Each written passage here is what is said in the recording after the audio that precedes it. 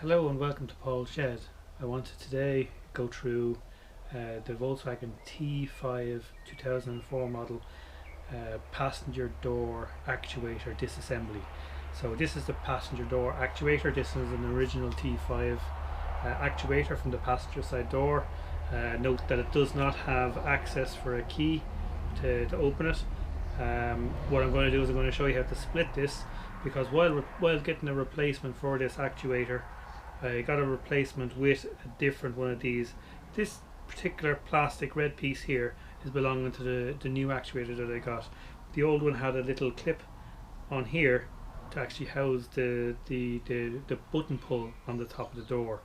So I had to change this over. That's an easy enough process, but in doing so I dropped a pin from in here inside the gearbox in here, and I'm going to take this apart to show you how to replace this section here if you happen to get a door actuator with the wrong lever. So I managed to fix mine. I'm going to show you how to fix yours.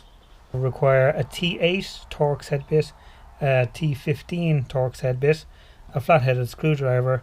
A pick is ideal, we don't necessarily need it, but I find it handy. And we also need long nose pliers. First, this spring here, I have already taken this off. That basically sits in here. I'll just show you how that sits in.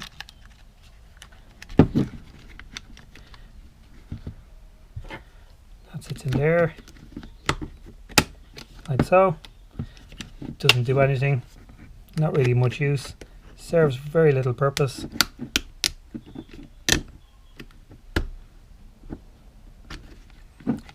That's that out. Okay, so what we need to do is we need to remove this screw here, and we also need to move this one here. So this will first take out this T8. We'll unscrew it there, and we'll keep that. And then the T15 here. Now, I'm just going to show you these two little clips here. So there's one just here. You'll just see it on that side. And there's another one just here. So what we're going to do is we're going to pull this lever back, and while we're doing that, we're going to give it a little upward pressure here to lift this up,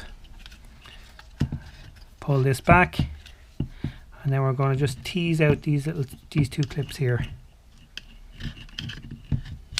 like so, and that should separate the two parts from each other. So that's the electronic and that's the mechanical. Now you can clean some of this stuff out and re-grease it if you like, but there's no major concern here on this side. Our concern here is on this side. So what I'm going to do is I'm going to just take apart this, and I'm just going to show you how we actually take it apart and put it back together again.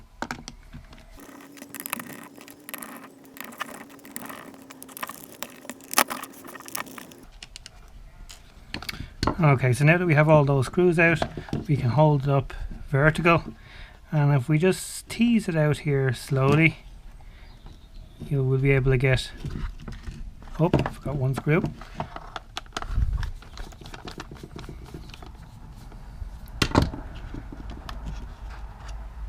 So now that we have all the screws out, we hold it up this way, and what we can do is we can just pull it apart slowly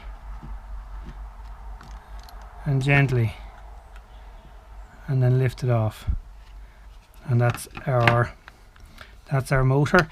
This motor is the part that causes most problems.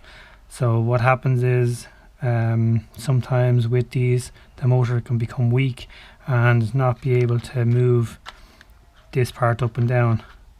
So that moves this little fella here back and forth, which is the lock and unlock. So you'll see it here, lock and unlock. So what we're going to do is I'm going to disassemble this.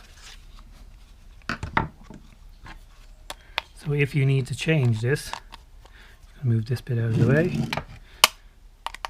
To change this, you'll feel the spring tension there. So remove this here, and the spring. So here. So when we have it here, you can see that there's an O-ring here, a rubber O-ring, which is fine. So these teeth here, you'll just see have to marry up with those teeth in there. So what happens is when this drops out, the teeth can get misaligned and then it doesn't open or close. That's the problem that happened to me. So what you need to do is make sure that the teeth are aligned in that orientation. Hope you can see that in the video, so that the arm has full range of movement forward and back. Okay, so that's that arm. So what we're going to do is we put our finger here, turn it over, and we put this part on first. Now on the original it was white, on this one it is red. It's just slightly different layout. I had to use the white one on the original van because this one doesn't actually hold my button pull in correctly. So it's obviously for a slightly different variant. So here we go. We're going to put this red piece in first. Then we'll put this in second. So that goes in there, but make sure you put it that it's there. So you can just see here my pointer, that this basically sits in here and it's nice and flush, and you have a freedom of movement for both parts, so you can move independently of each other. So what we're going to do now is we're going to just tighten this up. So back again here, tighten that up, and that's that back in.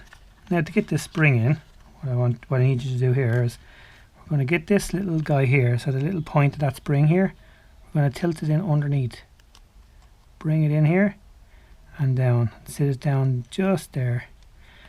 So now what we're going to do is we use our flat-headed screwdriver. We're going to just push down on this pin here and it'll clip into the little slot. So I'm just holding a bit of pressure on with my thumb so that it pushes down, and now that is snug. See the way that clips back and forth now? There we are, that's good. Okay, so next we need to do is this little spring here. So that just sits in there underneath, like so.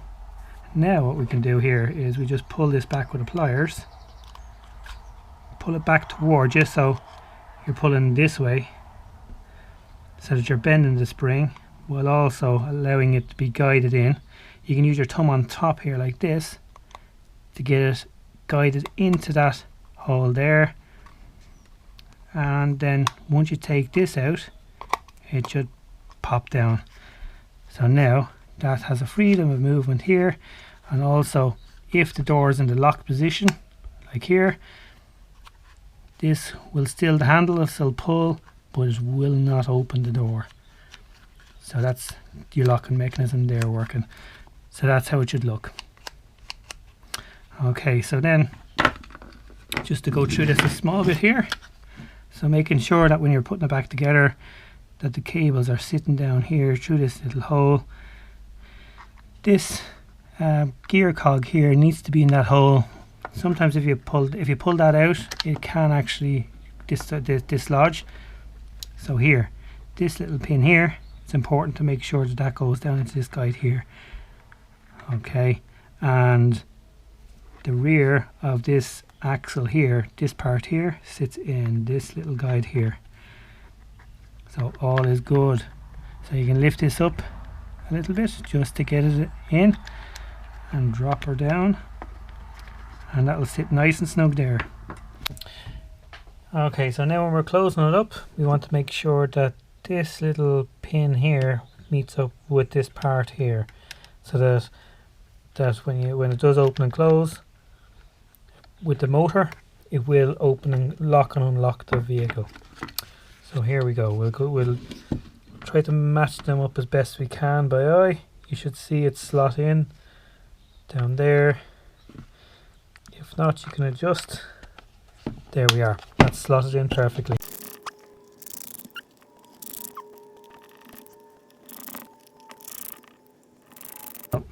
Now that we have the two pieces assembled, we need to get them put together with each other. So this piece of metal here is important. That needs to marry up with this fella here. So this little lever here. Okay, so what we need to do then is we need to pull this back out of the way to gain access to get this back in here. So what we're going to do is we're going to just pull that forward a little bit if we can. So we just pull that forward a little bit. There. Okay, so then we can then use this here. We're going to use this here. We're going to put it into the, we can move this back and forth with this lever here. So what we're going to do is we're going to try and marry again that piece there with that as we close it.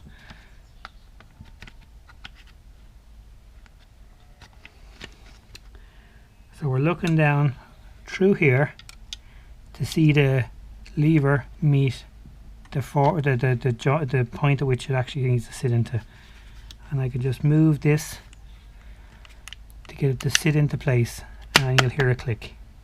There we are, that is clicked in. So we have our click here, we have a click fitted in here on this side, so that's ready to be screwed back up again. So you get our Torx bit in here.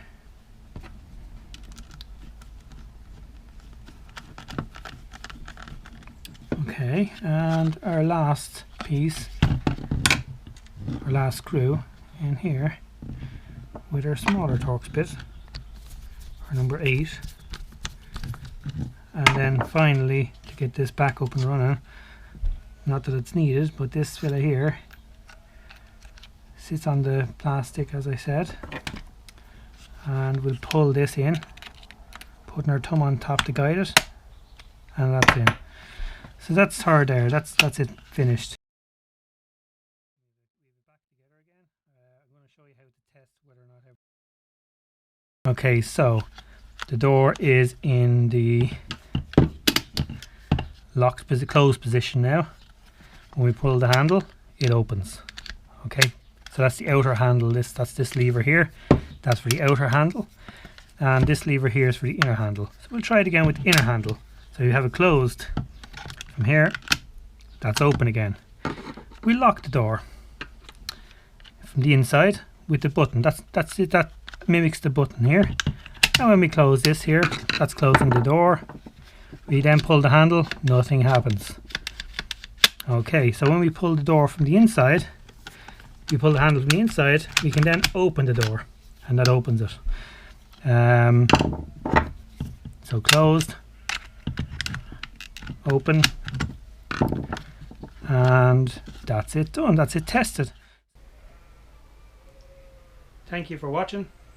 Click the like button, subscribe to this channel, and if there's anything else you can think of regarding door locks, and you have any better ideas, please put them in the comment section. Don't forget, click, subscribe and like. Thank you very much.